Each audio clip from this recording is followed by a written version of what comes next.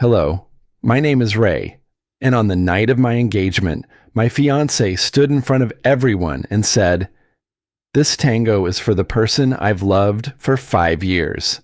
Then she walked right past me and took my brother's hand. The room laughed. Her father clapped. I just stood there, realizing maybe they'd never seen me as family. Maybe I was just the placeholder they could humiliate one last time. But then I walked to their table and asked one question, just one, that made my fiancée's smile vanish and left her father speechless for the first time in his life. You think betrayal hurts? Try realizing it wasn't a mistake. It was planned. So now I ask you, what would you do? If your whole family clapped when you were being broken, would you stay silent? Or would you finally speak? The lights in the ballroom shimmered softly, bouncing off the champagne glasses and casting golden reflections across the polished wooden floor. The scent of lilies and high-end cologne clung to the air, blending with the sharp fizz of poured drinks. It should have felt like the start of something good, something earned. But even before the music started, something about the night felt too rehearsed. People milled about in carefully tailored suits and dresses, laughing a little too loud, smiling just a bit too wide. I stood near the back corner, watching Marlena from a distance as she talked with her father. Her hand gestures were tight, controlled. Her smile, polite, but far from warm. I adjusted my tie and tried not to fidget. This was supposed to be our engagement night, our future on display. But standing there, I didn't feel like a man about to get married. I felt like a guest at someone else's celebration. It had taken Marlena and me 5 years to get here. 5 years of quiet dinners, shared bank accounts, holding her hand through her mother's cancer treatment, supporting her law school ambitions.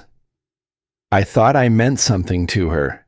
She always told me I was steady, safe, the only one who really listened. But I knew what the others thought, especially my older brother, Levi. He was the golden boy, built like a quarterback, talked like a politician. Everything came easy to him, including the approval of our father.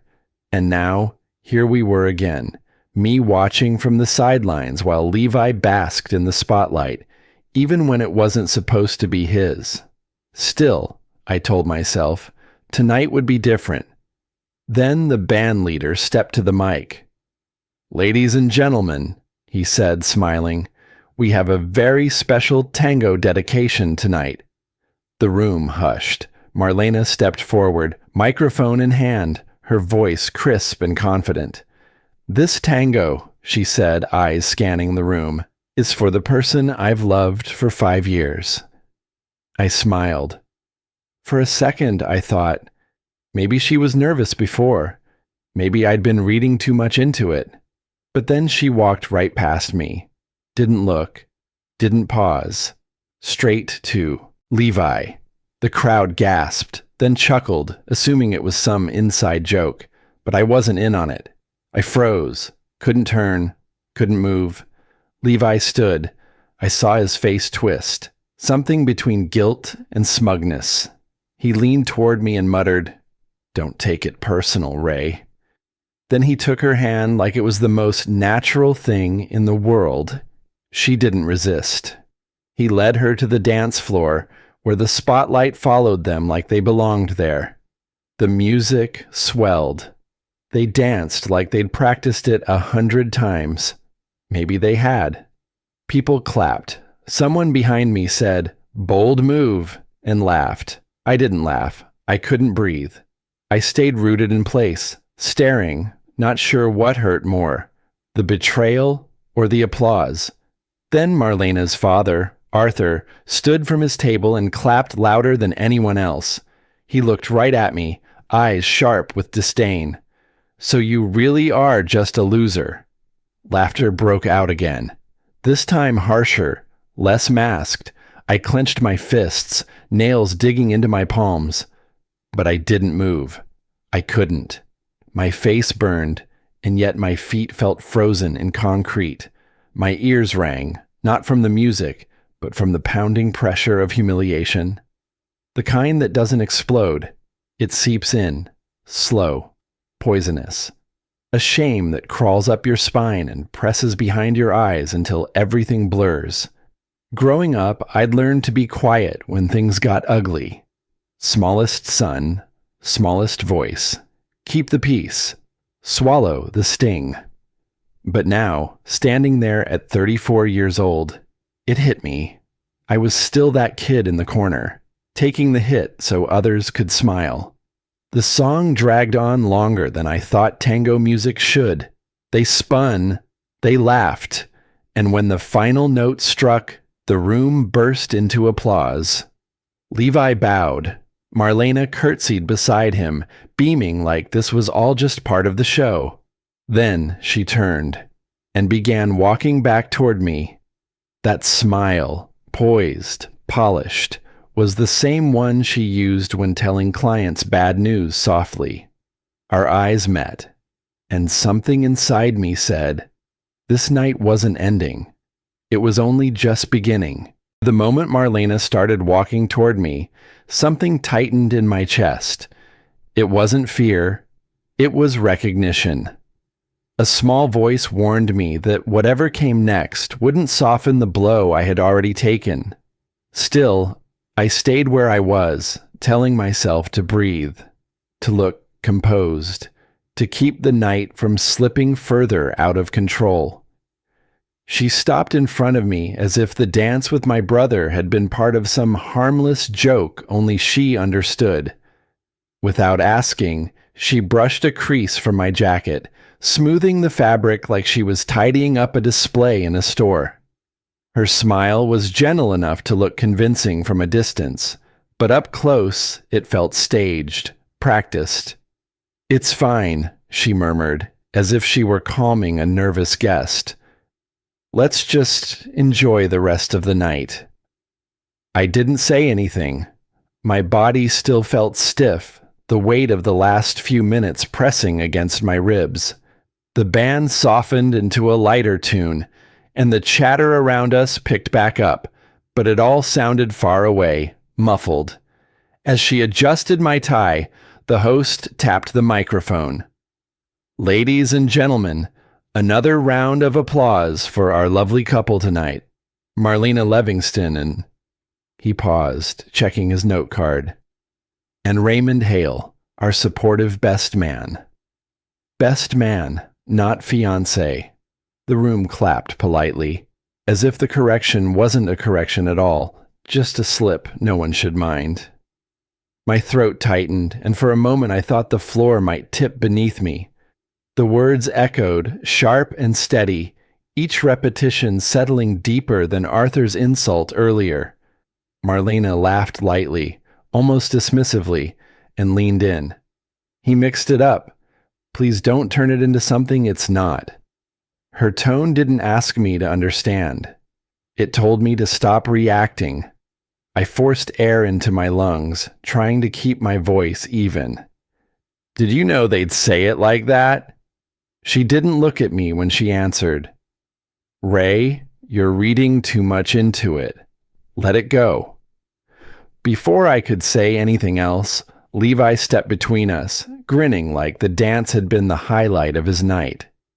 He threw an arm around Marlena with the kind of confidence people praised him for his entire life. Without looking my way, he made a playful comment about how the crowd always loves a surprise. Then he finally faced me. "You good, Ray?" Two small words, but the tone behind them wrapped around years of standing second to him. The kind of question people ask when they already know the answer isn't yes.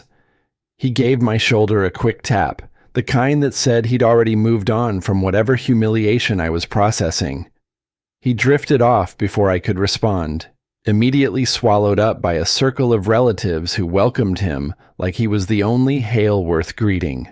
The applause faded, but the sting didn't. I stood there thinking about all the times I'd been overlooked growing up. Teachers calling Levi's name when they meant mine. Relatives handing him both envelopes at Christmas and saying, "Share with your brother later." Even small things, like being photographed halfway out of the frame while Levi stood centered, smiling bright. Tonight felt like all of those moments threaded together, pulled tight until they cut. Around me, conversations shifted. Some guests offered quick glances, the kind people give when they're uncomfortable but don't want to get involved. Others looked away entirely, pretending the last few minutes hadn't happened. I could read their expressions easily. I wouldn't want to be in his shoes. A couple near the bar whispered something I couldn't catch, but the look they gave me afterward said enough. Pity mixed with relief that the embarrassment wasn't theirs. Marlena stepped closer again, her voice soft but firm. "Please don't ruin this night. Levi didn't mean anything by it. Just keep your head up and let's get through the evening." There it was, the tone people use when addressing a problem they need to deal with quickly. Not a partner, not a fiancé. Just another moment she needed to manage. She excused herself to join a group taking pictures near the floral arch. Levi followed, slipping effortlessly into another pose like he had rehearsed it. I stood alone in the middle of the hall while conversations resumed around me. It was strange. This was supposed to be my engagement celebration, yet no one acted surprised by how everything unfolded. Not even a flicker of confusion or concern. It was as if the room had expected me to stand quietly in the background all along. And that realization hit deeper than the mislabeling or the dance. This wasn't an accident. As I stepped away from the center of the hall, searching for somewhere to gather my thoughts, a memory pushed its way forward, sharper than the music, heavier than the applause, a memory I'd spent years trying to ignore. I drifted toward the edge of the ballroom, pretending I needed some air, but the truth was simpler. I couldn't stand there another second. Applause still echoed in my ears, the kind that wasn't meant for me. The clinking glasses, the hum of conversation, the flash of cameras, it all blurred together into a low, unrelenting reminder. I didn't belong here. Not really. I stopped near the bar, just far enough from the crowd to see everything without being seen. And that's when it hit me. Not just tonight's embarrassment, but something deeper, older. Something I'd buried a long time ago. A memory. Levi was 17. I was 16. He just won a statewide football award, some MVP trophy with a plaque I can still picture. The entire living room back then had exploded in cheers. My dad practically jumped off the couch. Mom teared up. My uncles slapped him on the back like he'd brought honor to the whole family name. And me? I stood in the corner of the room holding an envelope. Inside was my college acceptance letter. Early admission to Rice. I'd worked on that application for weeks, poring over every sentence. I kept waiting for a lull in the celebration, some small break where I could say, "Hey, I got in." But the pause never came. My dad lifted Levi onto his shoulders, laughing, "My boy's going places." I folded the letter and slipped it into my pocket. The moment passed.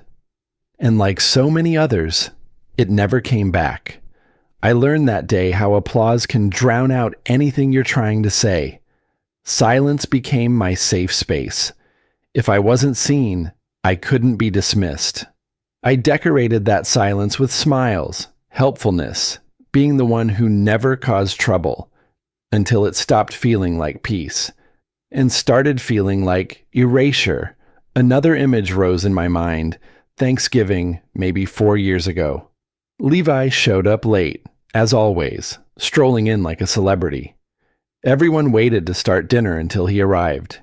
When I quietly asked my mom why we hadn't eaten yet, she patted my hand and said, "He's the oldest, Ray. Show some respect." Same dinner, same evening.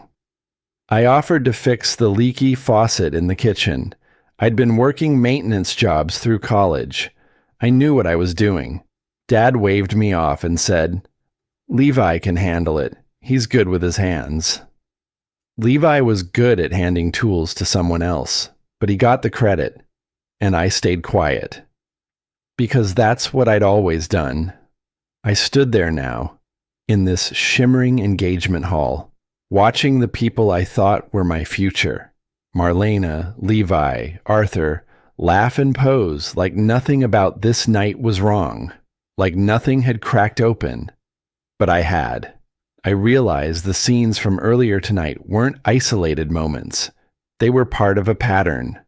This wasn't a one-off insult. It wasn't an accidental oversight. It was routine. And the sick part was, I'd participated in it. By staying silent, by not rocking the boat, by convincing myself that kindness meant endurance, that if I was good enough, eventually they'd see me. But they didn't want to see me. They wanted me to stay in place, fill the role, be agreeable, be the best man, not just tonight, but always. Levi's backup, Marlena's fallback, Arthur's invisible inconvenience, and I'd let it happen. From the corner of the room, the engagement ceremony looked less like a celebration and more like a performance. Marlena was radiant in front of the camera. Levi leaned in close, like they'd known each other longer than I had ever been allowed to. Arthur stood a few feet away, telling some story with his hands waving dramatically, drawing laughs from a table full of people who looked too comfortable ignoring me. And I just stood there, again. But something had changed. The silence didn't feel safe anymore. It felt suffocating. And that shift, small as it was, cracked something open inside me. I started asking questions I'd avoided for years. Why was I always the one to step aside? When did I learn that peace meant pretending nothing hurt? And why did I accept love that came with footnotes? My silence hadn't kept anyone happy. It had only kept me small. These people weren't loving me. They were using my stillness to avoid their own reflection. Because if I ever stood up, if I ever made noise, they'd have to admit what they'd built wasn't love, but convenience. The music changed again. A soft jazz tune filtered in. Some couples swayed near the dance floor, and Levi walked off toward the drink table, slapping backs like he was running for office. Marlena joined a cluster of guests near the cake, posing like this was a wedding that had already happened. And in a way, maybe it had. Just not mine. Then I noticed a waiter heading my way. He moved carefully, with a polite hesitation, like someone approaching a sleeping dog. "Sir," he said, nodding, "I think you might want to see this." He gestured discreetly toward a table near the far end of the room, where a group of younger guests huddled around a phone. They were laughing. Too loud, too long. My name floated across the space in a tone that made my stomach tighten. I straightened up slowly, heart ticking faster. Because whatever they were laughing at, it was about me. I moved toward the table with steady steps, though nothing inside me felt steady. Every footfall seemed to land a little harder than the last. I didn't want to guess what they were laughing at. I already knew. You can feel it in your bones when the joke in the room has your name on it. As I got closer, the sound of their laughter sharpened. A woman in a navy dress shifted her weight, holding her phone up for the others to see. She didn't notice me behind her. The screen glowed bright, and my stomach dropped the moment I recognized the scene playing. It was the tango. Marlena walking right past me. Levi taking her hand. The music rising. The the spotlight closing around the two of them like the night had chosen its favorites. Then the camera zoomed in, on me, on the exact moment my face changed, when I realized the dance wasn't for me. My expression frozen, stunned, somewhere between confusion and something far more painful. Behind the amateur camera work, someone whispered into their own mic, "Look at him. Poor guy." The group at the table laughed even louder. Before I could step back, the woman swiped her screen. A group chat opened, Livingston Circle. The same video sat there with a row of laughing emojis. Messages filled the screen. At least he's taking it well. She definitely upgraded. Wrong fiancé, right brother. My breath tightened, not in a dramatic, gasping way. More like the air had turned solid and I was trying to swallow through stone. They still didn't know I was behind them. The waiter from earlier eased up beside me, his voice low. "Sir, I'm sorry. I didn't think it was right for you not to know." I nodded once, a small gesture. My voice barely held when I said, "Thank you." It wasn't the apology that stung. It was how rare that small kindness felt tonight. The woman finally turned, startled when she saw me standing there. Her smile fell away instantly. She tucked the phone against her chest, like she could hide what I'd already seen. Before she could speak, Levy appeared at my side. He glanced at the screen, then at me, and sighed like this was some inconvenience he had to handle. "Ray, don't take it personally. People joke. They don't mean anything." The same line Marlena had used earlier. Word for word. Almost scripted. I stared at him. "Did you know about this?" He paused. A beat too long. The hesitation alone was enough. "Come on, man," he said.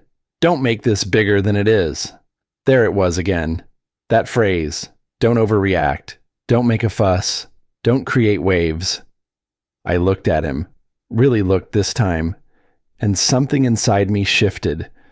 Quiet, but sharp. The kind of shift you don't unfeel. For years I had convinced myself that letting things go made me strong, that patience was some noble trait. But standing in that crowd, watching strangers laugh at my pain while the people closest to me brushed it aside, patience wasn't strength. It was permission, and I had given them plenty. I stepped away from the table without another word. The music played on, upbeat and bright, in a room that felt colder with every passing second. My thoughts ran hot, simmering under my ribs. This wasn't about one video, or the dance, or the introduction. It wasn't even about tonight. It was about years of being the easy target, the polite one, the brother who didn't argue, the fiancé who didn't raise his voice, the man who could be pushed aside without consequence. And for the first time, I asked myself the question I'd avoided my whole life. What would happen if I pushed back? Before the thought could settle, Arthur's voice cut across the room, loud, mocking, meant to grab attention. He called my name like it was the punchline of a joke. I turned slowly, bracing myself. He raised his glass high, smiling with the confidence of a man who believed he owned the night. And the words that came out of his mouth shattered the last bit of patience I had left. Arthur's voice rolled across the hall, sharp and deliberate, and whatever patience I had left snapped clean inside me. I turned toward him, not rushing, just shifting my body slowly until we were facing each other. He held his glass loosely by the stem, grinning like he'd been waiting all evening for a moment to jab at me again. "Don't wander off now, Ray," he said, loud enough for several nearby tables to hear. "The night's getting interesting. You never could handle the spotlight." A few guests chuckled under their breath. Others exchanged glances the way people do when they expect someone to crumble in front of them. They weren't laughing at the joke. They were waiting to witness the fall. But I didn't flinch, and my stillness threw Arthur off more than any outburst could have. I stayed rooted where I was, meeting his stare without giving him a smile, a shrug, or any hint of discomfort. The silence stretched just long enough for him to shift his weight. He expected embarrassment. He expected me to look away, to do what I always did, absorb the hit and pretend it didn't hurt. But I didn't move. That small act, that simple refusal to react, made a few people turn their heads. The energy shifted just slightly, like a draft through a closed room. Then Marlena walked over, quick and tight, her heels clicking sharp against the floor. Her smile looked thin enough to break. "Ray," she hissed quietly, "please don't make a scene." I kept my voice even. "I haven't said a single word all night." Her jaw tightened, because she knew it was the truth. All evening, every moment of tension had been created around me, not by me. I was being blamed for a storm I hadn't started. She reached for my arm as if to guide me away, but before she touched me, she leaned in, her breath brushing my ear. "You're embarrassing yourself," she whispered. "You always do." The words didn't break me. They focused me. I pulled back just enough to look at her clearly. There was no shock on her face, no regret, just irritation that I wasn't folding the way I normally did. Before I could respond, Levi stepped in. Too late, too casual, speaking like this was a minor misunderstanding he could smooth out. "Come on, Ray," he said, placing a hand on my shoulder again. "Let it go. She didn't mean anything." That line, again, always the same line, like they were reading from a script written years ago. I looked at both of them, not angry, not hurt, just finished. "If this is how you treat me before the marriage," I said calmly, "I can only imagine what comes after." The words landed heavier than a shout. Marlena stiffened. Levi blinked. Even the nearby guests shifted, sensing something had shifted under the floorboards of this engagement hall. From across the room, Arthur watched with the lazy interest of a man enjoying a show he didn't expect to turn on him. Marlena's parents leaned toward each other, whispering behind their hands. The hall didn't get louder. It got thinner, like the air itself had paused. And in that quiet moment, harsh as it was, I realized something sharp and painful. They weren't worried about hurting me. They were worried about me finally speaking. And that meant I had more power than I'd ever used. I stepped back slightly, not retreating, just creating space to breathe. My heart was steady now, not racing. My thoughts clearer than they had been all night. I wasn't out of control. I wasn't acting out of anger. I was seeing everything plainly for the first time. As I began to walk toward the exit to get a moment alone, a woman from the event staff hurried toward me. She looked nervous, holding a tablet against her chest like a shield. "Ray," she said, voice rushed, "you need to come with me. Someone just uploaded something to the event slideshow. Your name is all over it." I paused, feeling that familiar weight settle in my chest again, even heavier this time. I didn't know if I was walking toward another humiliation or the moment everything finally turned. But something in me already knew. It was both. The hallway behind the ballroom was narrow, lit by those dim yellow sconces hotels love so much. The event coordinator led the way, her pace clipped, tablet clutched to her chest like it might explode. I followed in silence. My footsteps felt too loud on the carpet. She pushed through a door near the sound booth. Inside, two men hovered over a small monitor. One of them, the technician, looked up with that face people wear when they're about to deliver news they wish weren't true. "Are you Ray?" he asked. I nodded. He clicked something on his keyboard, then turned the monitor toward me. "It was just cued to play on loop during the closing slides," he said, his voice careful. "We pulled it once we saw this." The screen flickered. A smiling photo of Marlena and me from 2 summers ago at a vineyard. Then another. Us standing in front of her parents' house at Christmas. I remembered that day. I'd spent 3 hours untangling the lights no one thanked me for. Then the next slide hit. My face. Alone. The image crudely cut from a group photo, blown up and pixelated. Someone had scrawled across it in Comic Sans. Every family has one. Another slide. A blurry shot of me sitting awkwardly at a dinner table, clearly taken without my knowledge. Captioned, "The lucky one isn't him." Then the final blow. Levi and Marlena dancing the tango from earlier tonight.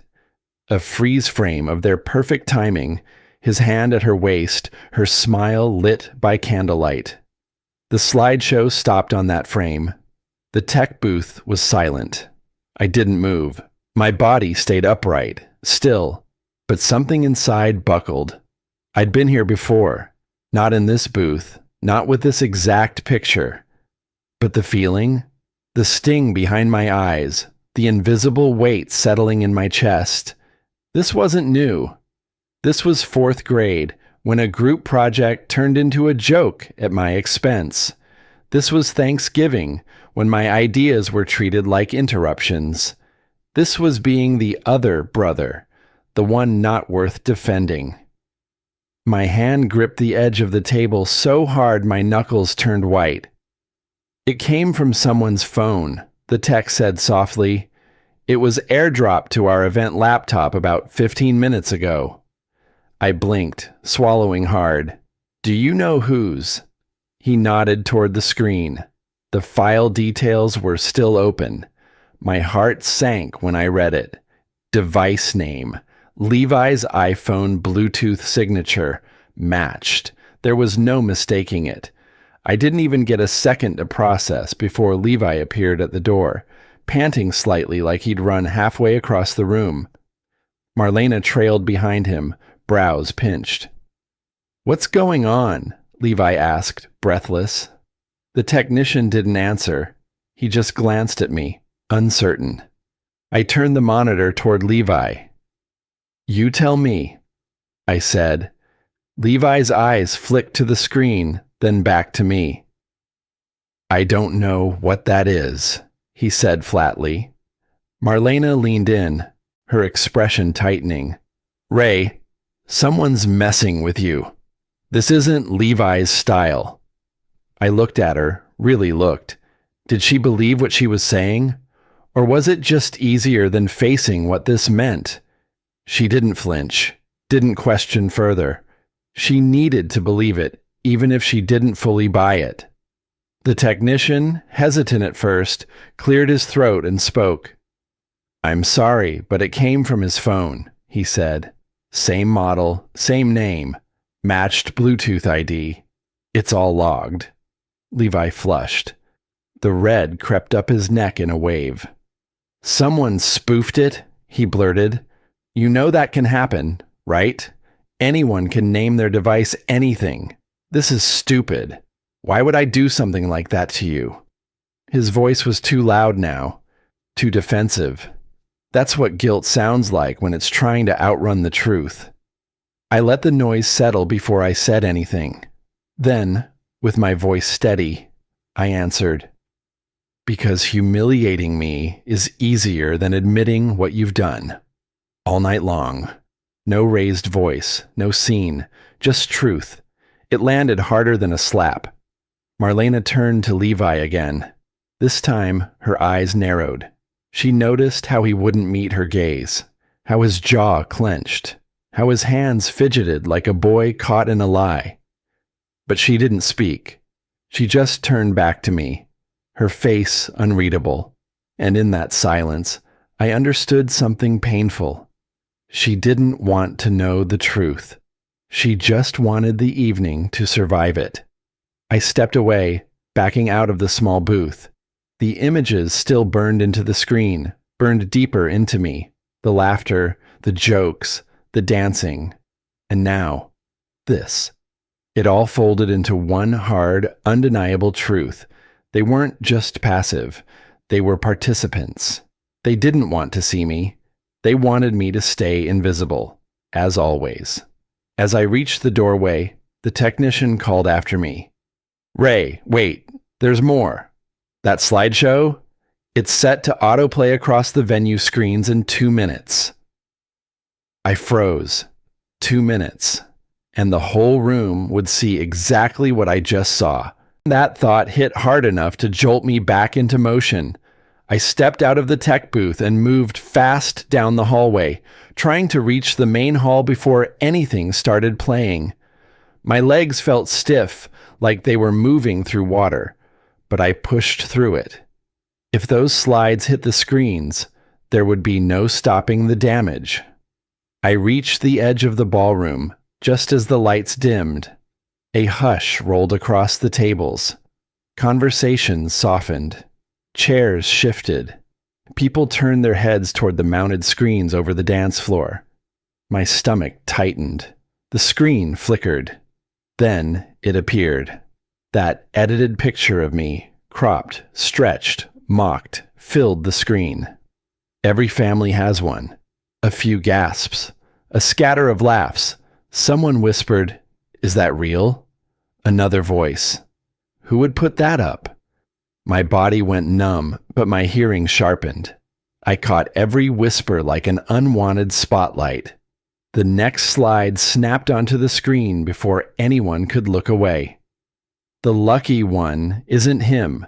Then the massive projection of Levi and Marlena from the tango earlier. Their smiles were bright, polished, almost glowing under the dim lights. A wave of murmurs swept through the hall. A woman near the front covered her mouth. A young man whispered, "Man, that's rough." Someone else chuckled and said, "Guess we know who the favorite is." I felt heat rising up my neck. My chest tightened in that familiar way. Humiliation always settles in, slow, deliberate, like someone turning a screw. Across the room, Arthur let out a loud laugh, clapping his hand against the table. "Now this is entertainment," he shouted, voice booming. Guests looked between him and the screens, unsure if they were allowed to laugh too. Then, one by one, small smirks appeared. Permission granted. Marlena pushed her chair back and rushed toward the stage spokesperson, trying to stop the slideshow. Her movements were frantic, sharp. When the next slide vanished and the screen finally went black, she turned toward me. That look she gave me wasn't sympathy. It wasn't fear. It was annoyance, as if I had caused this. Levi approached me a moment later. His steps were slow, but his voice came out louder than necessary. "Why are you freaking out? It's just a joke." A joke. The kind of joke only lands when everyone else is in on it. Marlena's parents watched him closely. Her mother folded her arms. Her father leaned back, satisfied, like the night was unfolding exactly the way he wanted. I stayed still, breathing through the urge to say everything all at once. Finally, I spoke. "The slideshow came from your phone, Levi." His face drained, then flushed again. A beat. Another beat. "That's a lie," he snapped. People at nearby tables froze. The air thinned. Even the music felt quieter. Marlena grabbed his arm, whispering fiercely, "Levi, stop." He shook her off. "Why would I waste time embarrassing him?" he said loudly. "He does it himself?" The words hit the room harder than they hit me. For a moment, no one spoke. Even Arthur paused mid-sip. Then Marlena's father let out a slow exhale, shaking his head like he was disciplining a child. "Son, you really need to grow thicker skin," he said. "This family jokes. You don't seem built for it." His tone made the hairs on my arms rise. There was no disguise in his voice, no attempt to soften the jab. He meant every word. I stood there, letting everything sink in. The laughter, the whispers, the slides, the comments, and now the dismissal. Not even disguised as concern. Somewhere inside me, a switch flipped. Not anger, not panic. Clarity. This wasn't a misunderstanding. This wasn't a moment that got out of hand. This was a pattern, a system, a long-standing script where I was expected to take the hit, smile through it, then thank everyone for including me. I took a single step forward. The hall quieted. My voice came out steady, almost calm. "If you think this is the worst thing that can come out tonight, you're not ready for what I know." The shift was instant. Chairs creaked. Heads turned. Even the servers paused mid-step. The entire room felt suspended, waiting. And when I reached into my pocket, the room held its breath, waiting to see what I would do next. The silence around me wasn't peaceful. It felt stretched, thin, like a wire pulled tight enough to snap. I could feel eyes on me from every corner of the hall. Curiosity, unease, a little excitement. People love drama when it's not theirs.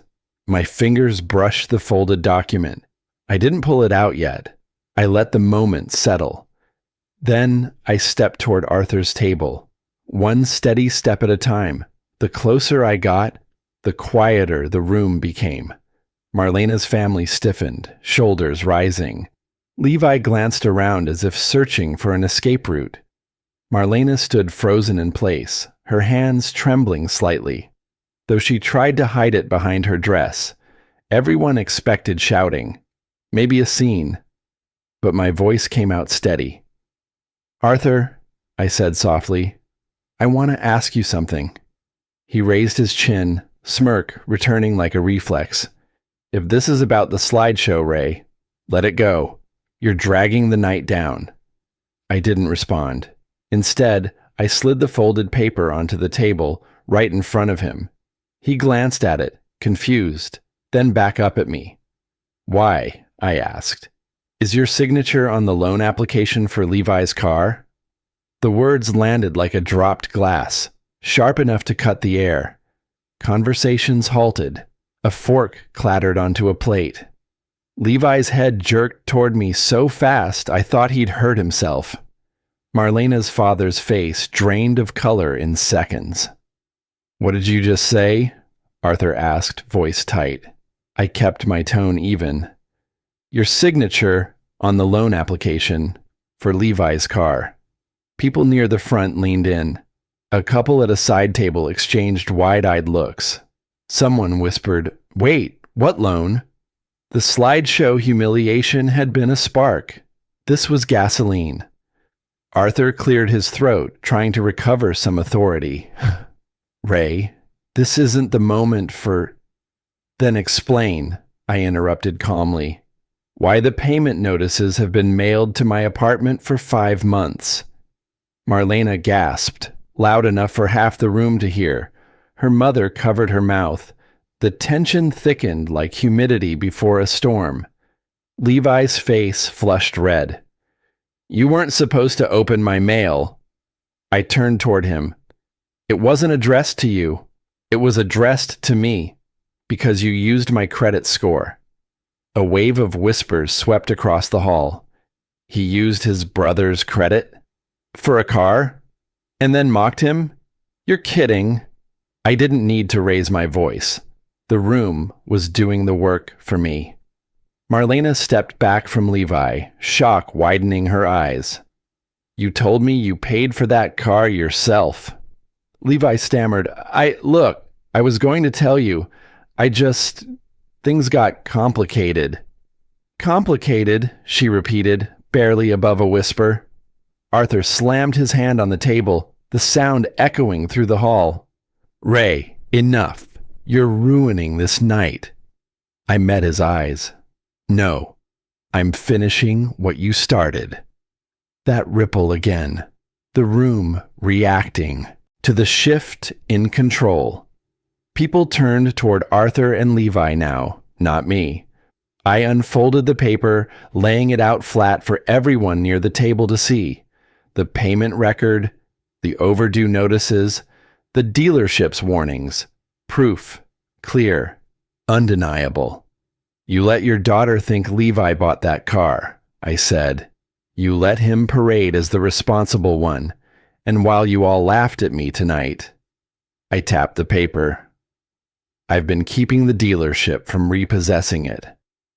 Silence thickened, a weighted, breathless silence. Marlena's mother shut her eyes. Arthur swallowed hard. Levi's hands trembled as he wiped his face. People who had laughed at the slideshow now avoided looking at me at all. Shame travels fast when truth is involved.